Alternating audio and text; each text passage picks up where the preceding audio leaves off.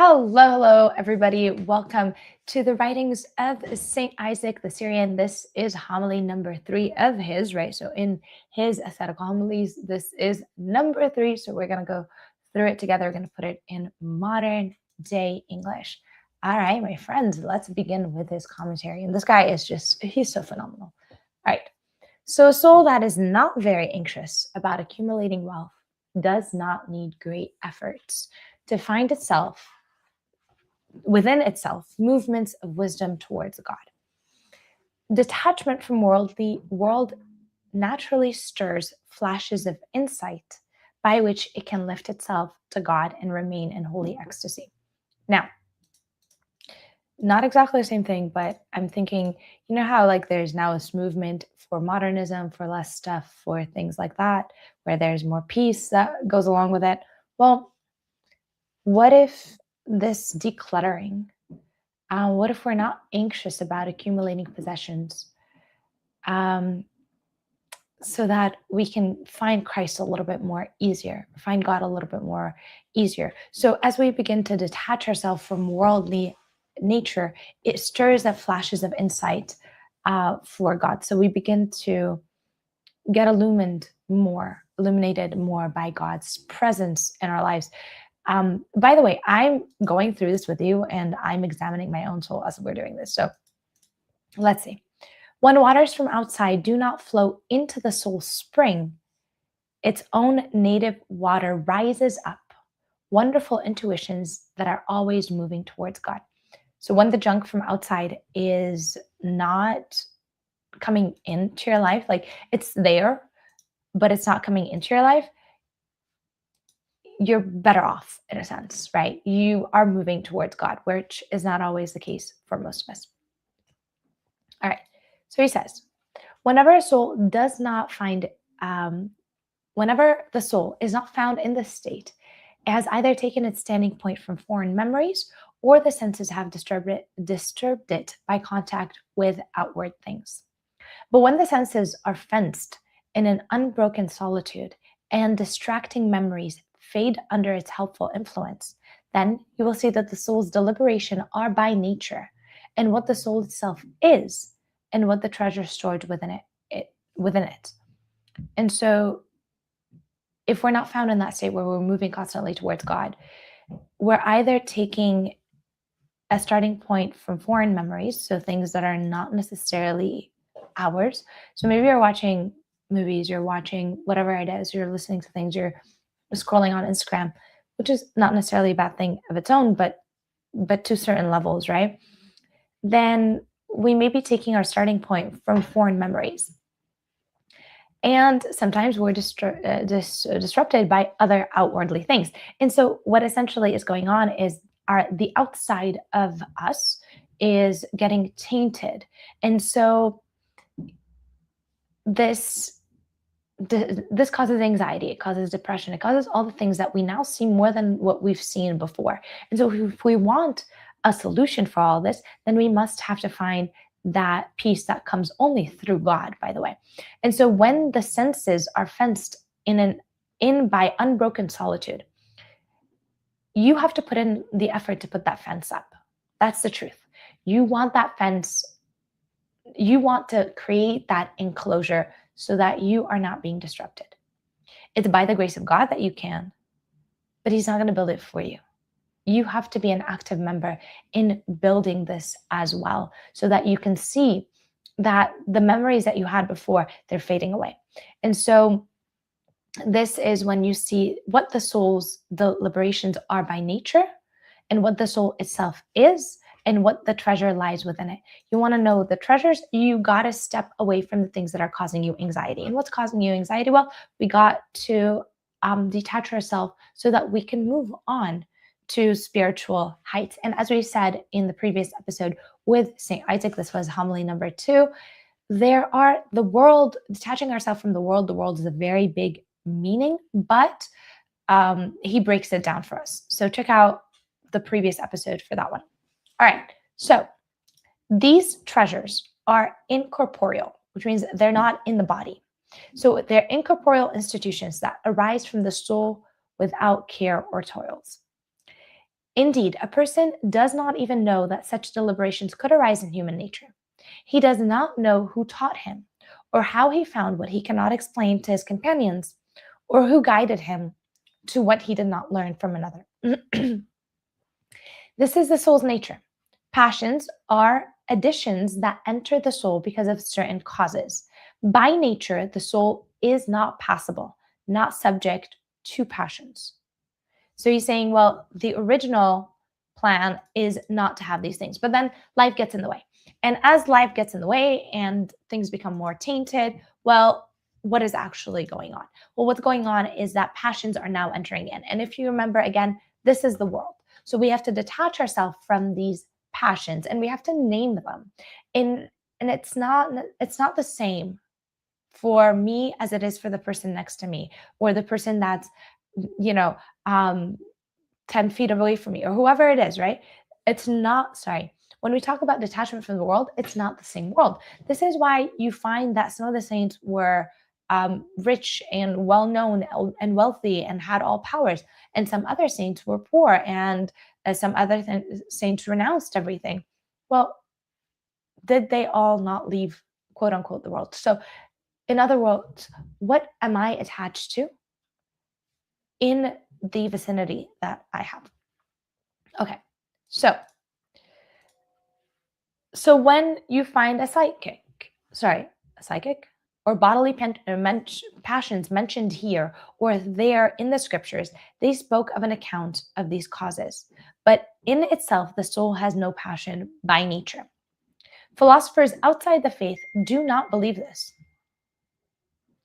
So philosophers outside the faith do not believe this, nor do their followers. But we believe God did not make his image passible. By his image, we do not mean the body, but the invisible soul. Wow. Okay, this is great. Every image is a copy in which the prototype is depicted. What is visible cannot be the image of what is invisible. Therefore, we believe the soul's passions are not natural, as some may say. Wow, okay.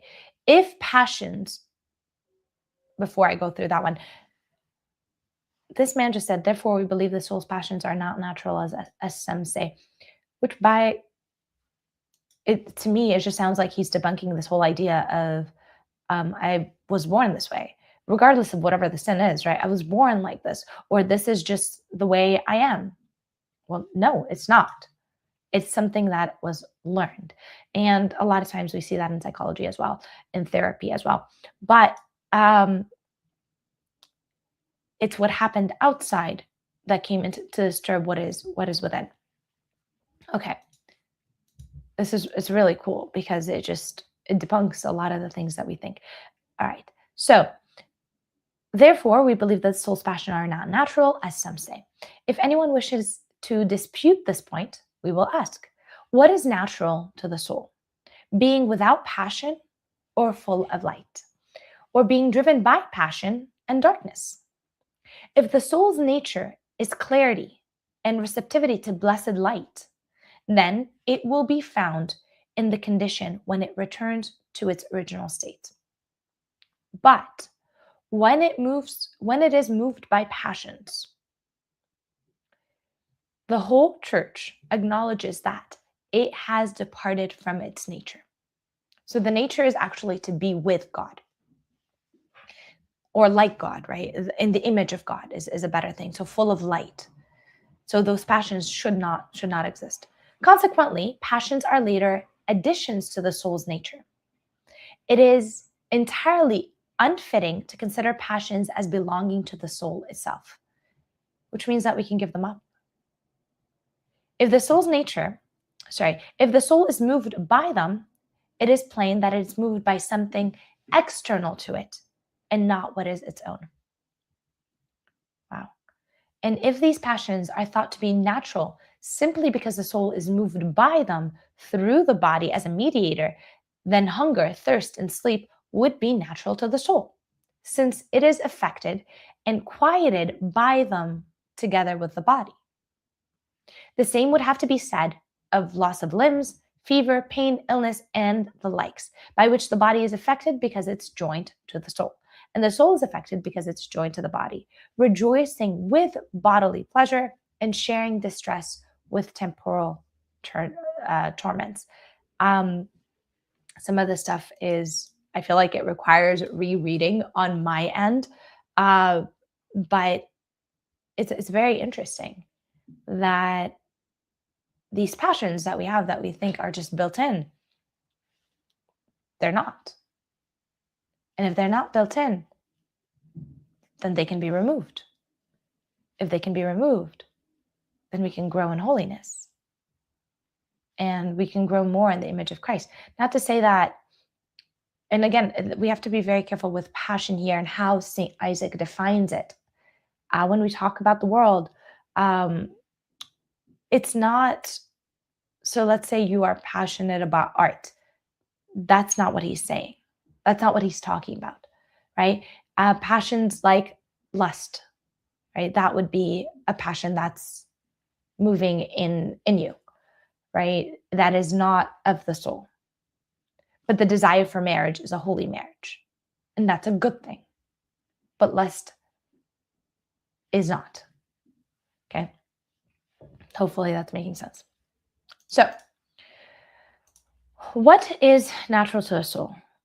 What is external to it? And what is above its nature? Natural to a soul is the understanding of all created things, both sensible and intelligible. This is natural to the soul. Understanding things, created things, things that are sensible, and the things that are intangible. Above its nature is being moved by divine contemplation. External to its nature is being stirred emotionally by passions. And again, passions, we have to look at it the way he defines it, not the way we currently in our modern day define it. Okay, so the great and victorial Basil, which is Saint Basil, also says, when the soul abides in its natural order, it is found above. But when it forsakes its nature, it's found below on earth. There are no passions above, there where the soul's place is said to be. But when the nature abandons its order, it becomes passible. Where then do the soul's passion belong? Now that it's clear that they do not belong in its nature. So where are they placed? It is evident that the soul moved by blameworthy passions that are in the body, just as it is moved by hunger and thirst because of the body. But since there are no commandments regarding these necessarily body condition, the soul is not blamed for their account. Sometimes God even commands a person to do what would otherwise be blameworthy, and instead of censure, he gives a good reward. Like the prophet who entered an unlawful marriage by God's command, or Elijah who slew in zeal for God, or those who, at Moses' word, struck down their own kin. Some say that apart from what belongs to the body's nature, the soul also possesses by nature anger and ardor, and that these are its passions. A second question. When the soul desire is set ablaze by divine realities, is that according to its nature? Or is it rather that when desire is set on earthly and bodily things? And when we say that the soul's nature burns for what rouses its zeal, is that ardor natural when it's joined to the body's craving, envy, fame, and the like, or when it's moved in the opposite direction? We will answer that. We will answer the question under dispute, and we will inquire about it too. To be fair and truthfully, I have no idea what he's saying. Like, I am excited to continue reading, and hopefully God will illuminate my mind as well as yours. But some of this stuff is probably above my pay grade. Not probably, for sure. But I'm excited to read it. So let's read along. Okay. Oops. There we go. Okay, so Holy Scripture says many things allegorically and often uses metaphorical terms. Cool. Many times, for the sake of brevity, it attributes to the soul what belongs to the body, and to the body what belongs to the soul, without distinguishing between the two. The discerning understand what they read, namely, Scripture's aim. For instance, in the matter related to divinity of our Lord, what is too lofty to belong to his humanity is something spoken of his humanity, and what does not suit divinity is spoken of his divinity. Many have stumbled here by not grasping Scripture's intent and have not risen again. So it is with matter concerning soul and body. If excellence is a soul's natural health, while passions are ailments that possess it and rob it of its health, then clearly health is prior by nature to incidental sickness. And if this is so, and it truly is, then excellence must be natural to the soul. And the incident belongs to what is external to its nature. What is prior cannot be anything but natural. Hopefully people are following along. The thing that is very interesting to me is that he started in the first homily, and let me look this up, but he started in the first homily by talking about what excellence is. And he kind of brings us here this full circle. Let me look at my notes from like the first homily, because literally I think it's like one of the first lines that he has. And so let's tie this back together, but I'm looking for it. 1 second. All right. It says, the fear of God is the foundation of excellence, for excellence is born from faith. It is rooted in a person's heart when he disciplines his mind to restrain wandering impulses and instead meditates continuously on the order of things to come, withdrawing from worldly distractions. So this is still along the same lines, right? So what is he saying? Well, he starts off this homily saying, you got to detach yourself from worldly distractions so that you can get to the place that is natural for the soul. And his argument is excellence is actually natural to the soul. And what is excellence? Well, excellence, the fear of God is the foundation of excellence, and excellence is born of faith. And that's where it belongs. That's where it begins. And so the true foundation of human life is the fear of God. Yet this fear cannot dwell in the soul while distractions remain. Again, same thing, getting rid of the distractions that are in the heart. And so that's what excellence is. Excellence, faith, fear of God. So excellence is natural to the soul, while passions are ailments that oppose it and rob it of its health. Now, again, let me define passions for you the way he defined them. And that is, I believe, in the second homily.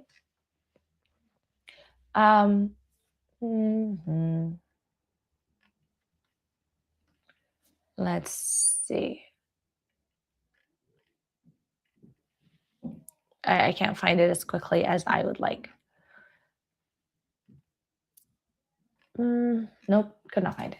Anyways, so he defines passions or the world. Let's see, actually.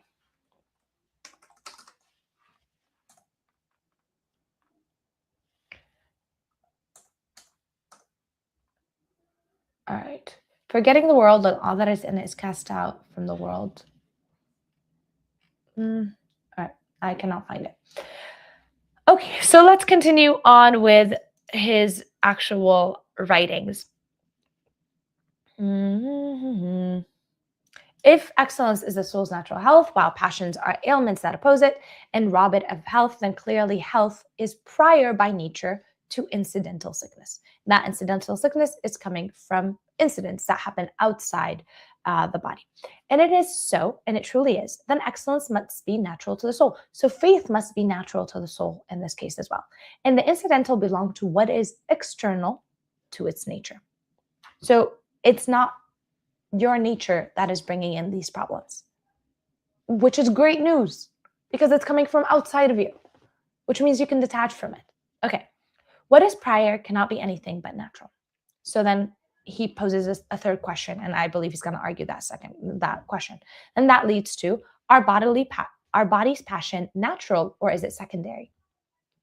And the passions that affect the soul through the body. as they are secondary or natural? Is it possible to call the body's own passions unnatural? As for the soul, since it is known and universally confessed that purity belongs to its nature, no one will dare to claim that it is primary passible. Everyone agrees that disease comes after health. Wow. I don't know who that everybody is that he's talking to, but these are a lot smarter than me. Never did I think that, but that's very true. Disease comes after health. You have to have been healthy to get sick. So one and the same thing cannot be both a good and an evil in nature. One must be prior to the other. So what is order is unnatural. What is incidental cannot be called natural and essential. It enters from outside. And every accident and intrusion is linked with variation and change. Whenever it attaches, nature, however, does not change or vary. Okay, this is mind-blowing. Do you guys? I'm stumped. Okay, so what is incidental cannot be natural and essential. Great. Again, not essential. It's coming from outside. And what's happening? That every time these incidentals are happening, there is a variation and a change. And then that's wherever it attaches. So wherever the incident is, or the accident is, or the intrusion is, there is a change that is, or a variation and a change that it attaches to that part of your soul, to that part of you that needs to be healed. But nature does not change or vary. So once you detach that, you're back to where you need to be. You're back to being full of light. You're back to being radiant in God's glory, which is what He created you and designed you to be. This is wonderful. It's wonderful news, because we keep talking about detachment of the world. We keep saying, at least in Christian circles, we talk about detaching from all of it and cleaving onto God, or surrendering to God, and all these things. And they seem like buzzwords. And for me, for a really long time, I'm like, someone please explain to me, what in God's name are you talking about? How am I detached to God? And finally, this is just, it's so great.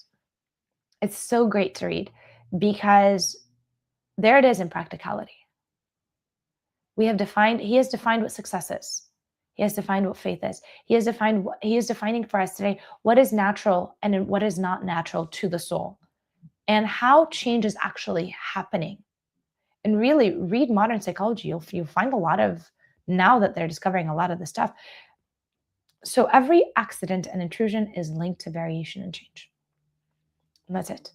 You want to go back to the original, you have to detach yourself from that particular moment, or the bad that was, the amalgamation of imperfect love that was there at that moment. Okay. All the passions that exist have been given, and hopefully as I grow with you guys as we're doing this, and my understanding is more shaped and more in the nuances, because please do not take this as I'm the expert in this. I'm not. I'm here with you guys, and this is what I'm learning at this very moment.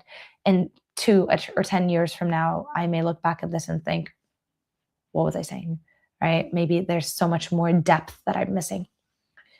Okay, because he has spent so much time with God, and I'm yet to remotely be close enough. All the passions that exist have been given as a help to the nature to which they naturally belong, and for whose growth they were given by God. Wow. Okay. All the passions that exist have been given as help to the natures. So whatever the nature is, all the passions that were there were meant to help it. But something is happening, right? Bodily passions were set by God in the body for its benefit and growth, and the soul's power.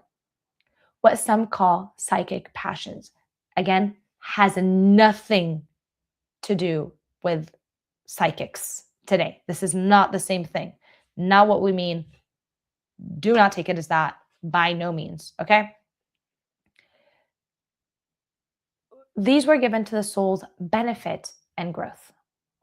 When the body is forced to abandon its passible nature by withdrawing from its proper affection to follow the soul's nature, it is harmed. Likewise, when the soul leaves its own nature to follow the body's, it is harmed. For as the apostles say in substance, the spirit longs for what is contrary to the body, and the body longs for what is contrary to the spirit. The two are naturally opposed to one another. Therefore, no one should blame God as if he planted our nature, both passion and sin. When he ordered each nature, he planted what would make it grow. But if one's nature intrudes into the other's domain, it is no longer its own place, but a foreign one. I kind of feel like I know what he's hinting at or what he's talking about. But it's pretty big for me, like to wrap my head around it. Essentially, what I'm hearing is this: God created those natures to help those passions to help what is nature, to help you grow, to help you become sanctified. But then these passions are being used not to sanctify you. So if we take the example of lust versus a holy sacramental marriage, that lust, the passion wasn't there because God planted it in you and that's what it was ordered to do. No, it was ordered for a holy sanctifying marriage. That's what it was ordered to do. But lust came in to another domain, and it's no longer in its own place, but a foreign one. This is what I'm understanding, and hopefully it makes sense with it's tracking. I don't know. If these passions belong naturally to the soul, why would the soul be harmed by using them? Very true. What is natural to a thing does not injure it. And how is it that the body's proper passions benefit the body, while those attributes to the soul injure the soul, if they truly belong to it? And if this were so, why would excellence trouble the body yet benefit the soul? You see how what is external to each nature injures it? Every nature rejoices when it is near what is its own. If you want to know each nature's property, note that these properties are those things by which it profits in use. If it is tormented by using any of these things, know that it's being affected by what is not its own property. I really want to take this and I am going to put it into Chat GPT and find out what he means by nature. And I will tell you natures.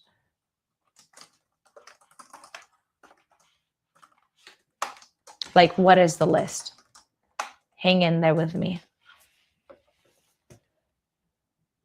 Let's see what we come up with. All right, so I'm going to finish off this while it processes. Oop, my bad.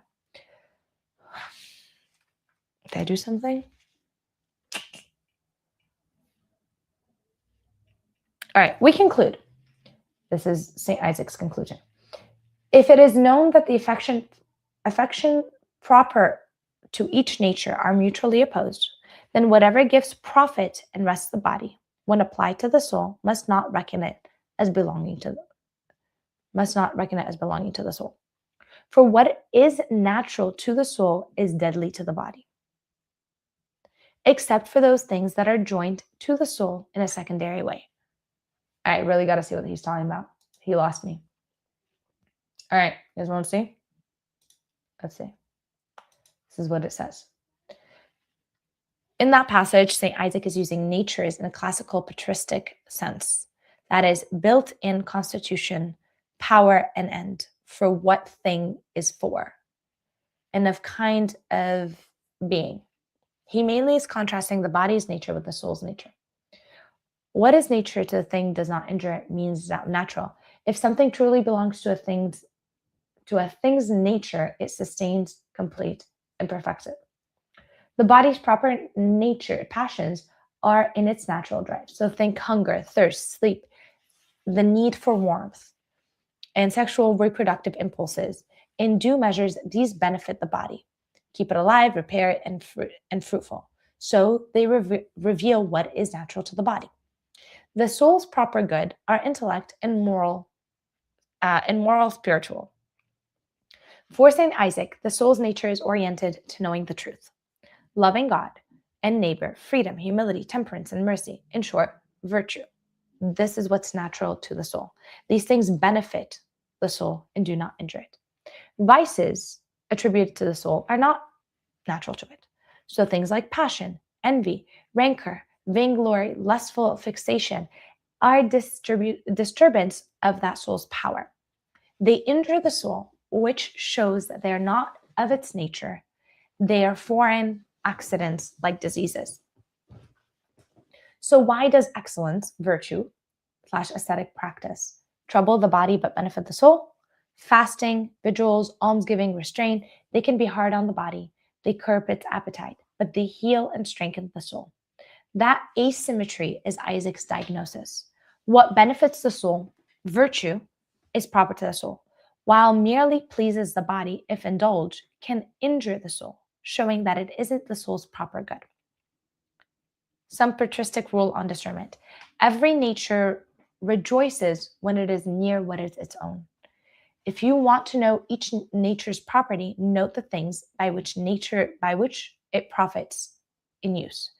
If it is tormented by using it, it's being affected by what it's not its own. So if moderate food, rest, warmth help keep the body, they're natural to the body. If truth, prayer, humility, mercy, charity help the soul, they're natural to the soul. If something torments the subject, resentment torments the soul, starvation torments the body, that thing, at least in what is used or measured, is not proper to the soul. Some quick example that they give us. So body, eating enough repairs tissues, restores energy. Body, not natural, gluttony and or starvation. It either increases sickness or weakness, which is very true. If we overeat, we feel like we indulge in things we shouldn't indulge in. We end up sick. We end up with diabetes. We end up with cholesterol. We end up with things that we don't want to end up with. Some things are genetic, but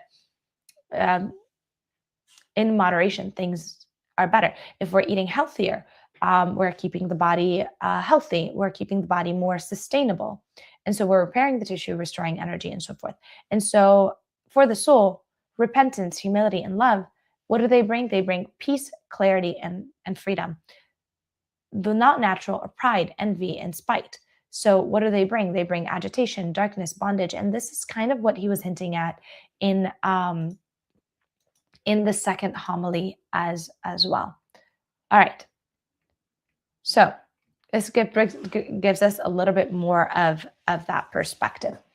Now, where were we? For what is natural to the soul is deadly to the body, except those things that are joined to the soul in a secondary way, from which, because of the flesh's weakness, the soul cannot utterly be freed so long as it wears the flesh.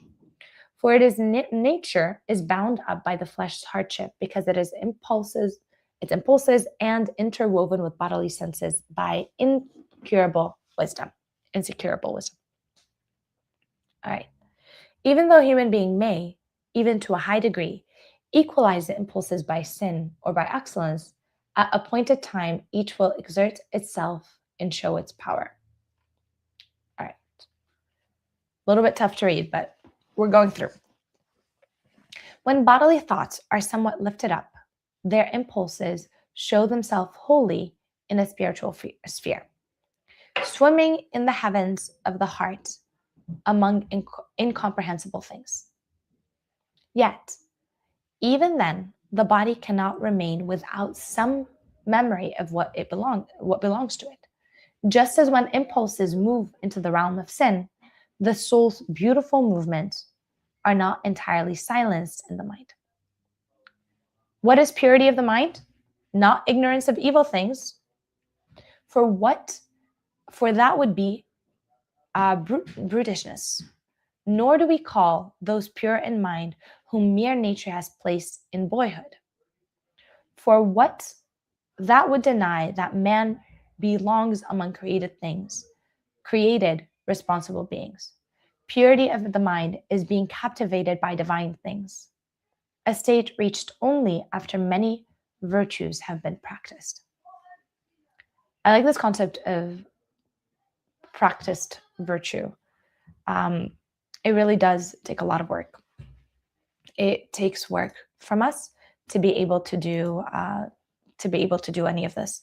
And so here is, it's very important to see that. Purity of the mind is being captivated by divine things. Purity of the mind is being captivated by divine things. That's it. If our thoughts are in constant meditation on the Lord, then there is a difference. Then we get to that purity of the mind. We do not dare to say that one has reached the state, did so without experiencing contrary deliberations. Otherwise, he would not be clothed in the body. We do not think that before the world to come, nature can be cleansed of all contrary tendencies. We can't get rid of all of them. The trial of deliberation, in my view, is not the one that yields to them, but that the inner struggle begins with the mind on the account of the four fundamental bases that are the root of movement of all kinds of passion. Thus, in this life, no one is found entirely exalted above earthly memories.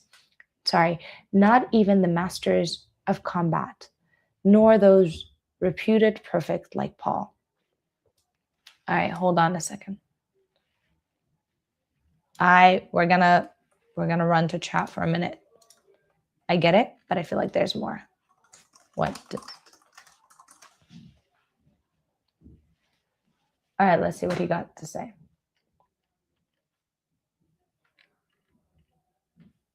All right.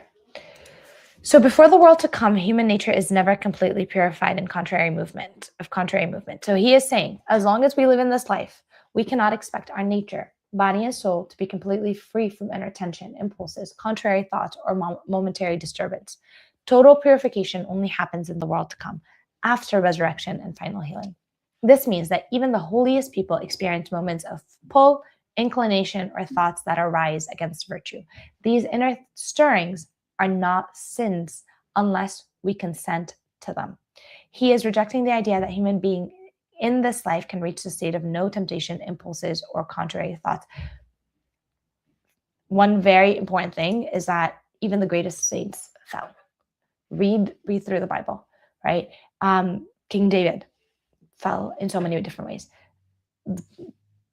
Solomon fell in so many different ways. Every one of them fell in so many different ways. St. Peter rejected Christ. He not rejected, that's not the word, but he denied Christ 3 times. And so we see this. So even if all these holy people are falling, I need to exercise humility and know that I am capable to fall at any moment. That's the truth of it. And so he continues. Let's continue on with their explanation. It says, he writes that trial is not that one yields to them, but that the inner struggle begins with the mind. Meaning, God does not judge us because thoughts or impulses show up. God judges us based on whether we fight against them, turn away, resist, or redirect the mind. For Isaac, the battle itself, not the absence of the battle, is a sign of spiritual health. Wow, okay.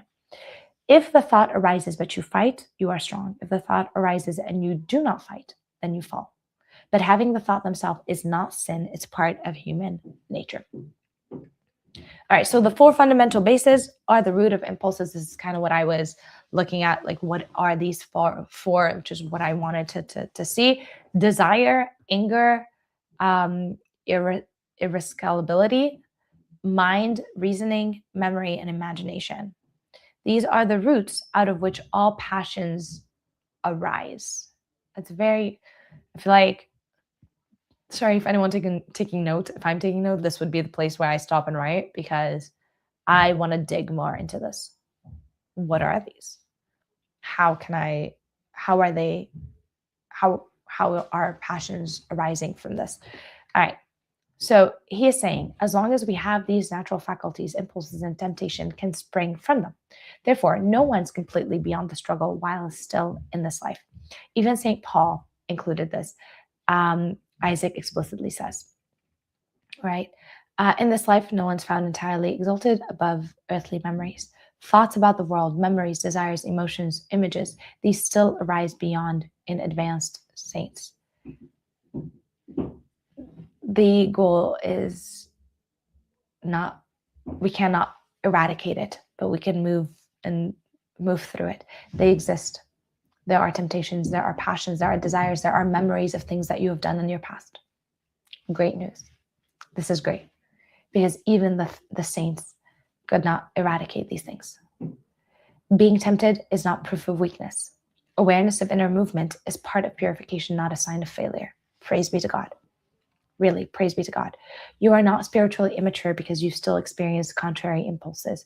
Holiness is ongoing struggle, not perfect inner silence. Simple language, Isaac's saying, don't expect total inner purity in this life. Even saints have involuntary impulses and thought. What matters is resistance, not the absence of temptation. Human nature still has a roots that stir passion. Holiness is an inner battle, not its disappearance. And in therapy terms, therapy plus psychology, I like that this is already giving me this stuff. Involuntary thoughts are not failures. Automatic triggers are normal part of the psyche. Healing is the process of noticing and redirecting, not eliminating. Wholeness is the integration of conflicts' internal state, not the elimination of them. Progress is not judged by absence of symptoms, but by one's response to them. All right, my friends, that is it for today. Thank you so much for hanging out with me. If you have any questions, please let me know. You can find me at The Word with Rita, and I will be with you in the next time we go through the rest of homily number 3. Bye for now.